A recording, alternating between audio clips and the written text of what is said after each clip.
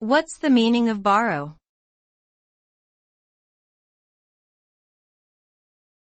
Borrow.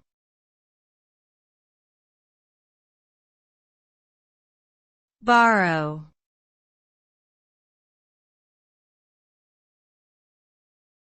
Borrow.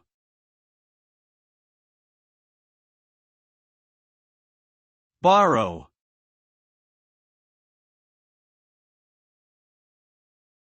The word borrow refers to the act of taking or using something that belongs to someone else with their permission, usually for a temporary period of time.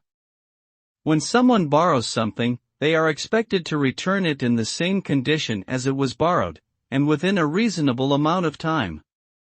It is a common practice in many cultures and is used to obtain items that may not be easily accessible or affordable. Borrowing can also be used in a financial context, where funds or assets are borrowed from a lender with an agreement to repay the borrowed amount plus interest.